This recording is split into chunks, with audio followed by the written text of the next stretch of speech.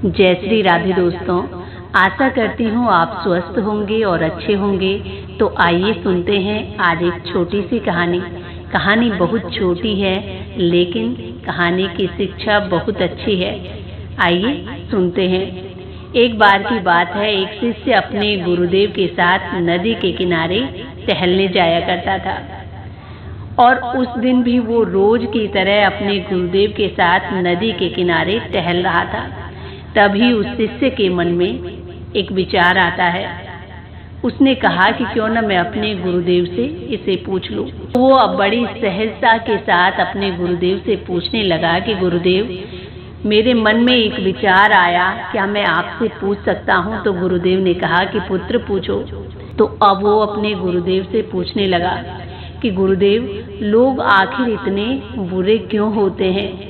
अक्सर छोटी छोटी बातों पर झूठ बोलते हैं, धोखा देते हैं और फिर भी अपनी जिंदगी मजे में जीते हैं। और जो लोग अपने जीवन में अक्सर सच्चाई के मार्ग पर चलते हैं, अक्सर वो दुखी क्यों दिखते हैं?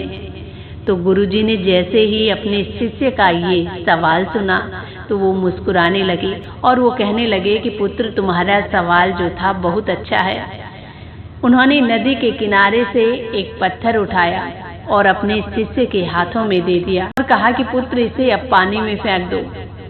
तो शिष्य अब वैसे ही करता है जैसे उसके गुरुदेव ने कहा। उसने उस पत्थर को पकड़ा और नदी में फेंक दिया। और अब थोड़ी देर बाद गुरुदेव फिर से कहने लगे कि पुत्र, उस पत्थर को वापस निकालो जो तुमने फेंक दिया।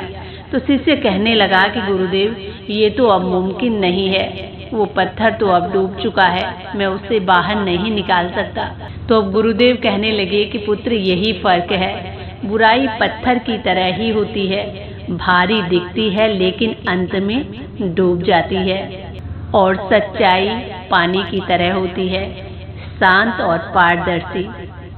सब कुछ तो वो बहाकर ले जाती है लेकिन स्वयं सदा मौजूद रहती है। तो इस छोटी सी कहानी की सीख बहुत अच्छी है कि बुराई भले ही कितने ही ऊपर और कितने ही भारी क्यों न हो, चाहे उसे छुपाने का कितना ही प्रयास क्यों न किया जाए, लेकिन उसका अंत हमेशा गहराई में डूब जाना ही होता है। भले ही थोड़ा समय ज़्यादा लग जाए लेकिन उस बुराई का अंत तो निश्चित ही होता है।